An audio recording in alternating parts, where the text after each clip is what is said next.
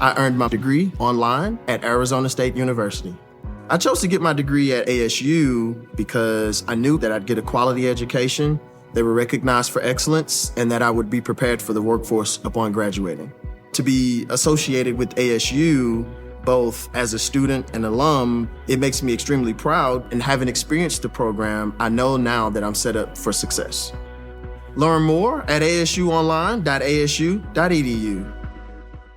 At Arizona State University, we're bringing world-class education from our globally acclaimed faculty to you. Ranked #1 in innovation for 10 consecutive years and #2 among public universities for employability, ASU isn't just ahead of the curve, it's creating new paths to success. Earn your degree from the nation's most innovative university. Online, that's a degree better. Explore more than 300 undergraduate, graduate, and certificate programs at asuonline.asu.edu. Welcome to the Deep Dive. Today, we're looking at a really interesting set of search terms, all centered around one word, Harvard. Yeah, it's quite the mix we've got here. It really is.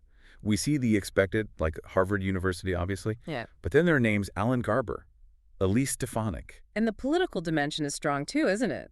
Harvard, Trump, Trump, Harvard. Even Harvard rejects Trump. That one jumped out.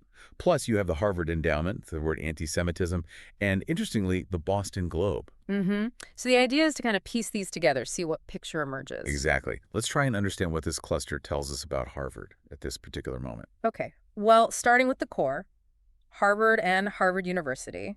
That's our anchor point, right? The institution itself. The central player. Yeah. Its reputation alone means it's often in the spotlight. For sure.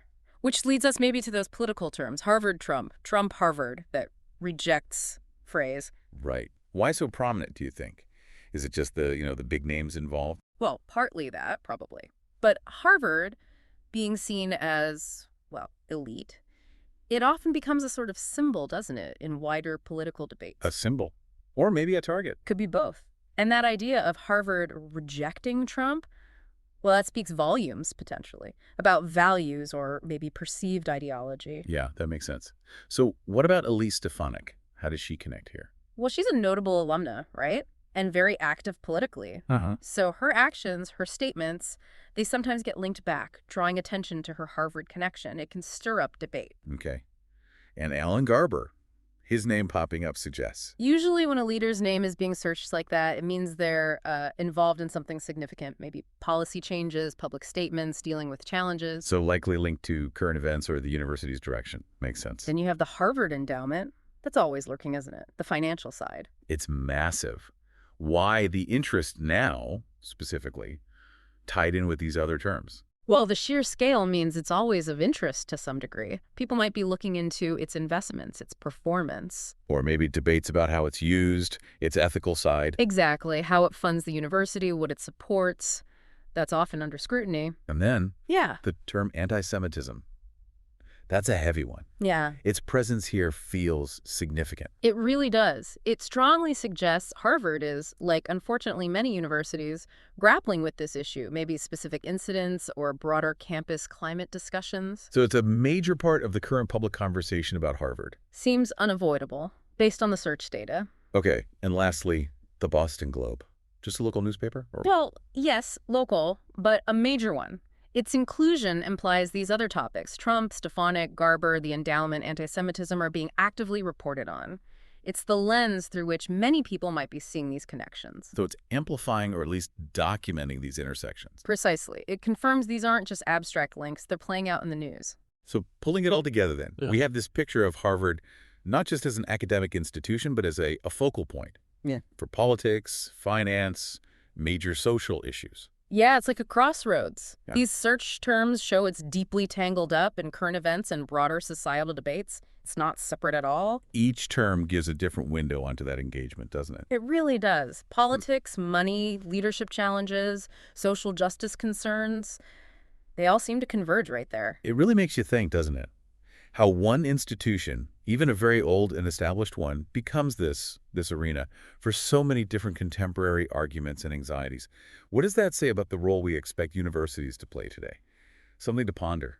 We interrupt this program to bring you an important Wayfair message. Wayfair's got style tips for every home. This is Nicole Byer, helping you make those rooms flyer. Today's style tip: when it comes to making a statement, treat bold patterns like neutrals. Go wild! Like an untamed animal print area rug under a rustic farmhouse table from Wayfair.com.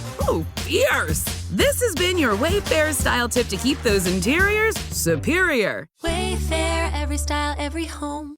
You just realized your business needed to hire someone yesterday. How can you find amazing candidates fast? Easy. Just use Indeed. Stop struggling to get your job post seen on other job sites. With Indeed sponsored jobs, your post jumps to the top of the page for your relevant candidates, so you can reach the people you want faster. According to Indeed data, sponsored jobs posted directly on Indeed have 45% more applications than non-sponsored jobs. Don't wait any longer. Speed up your hiring right now with Indeed. And listeners of this show will get a $75 sponsored job credit to get your jobs more visibility at Indeed.com/kidsandfamily. Just go to Indeed.com/kidsandfamily right now and support our show by saying you heard about Indeed on this podcast. Terms and conditions apply. Hiring? Indeed is all you need.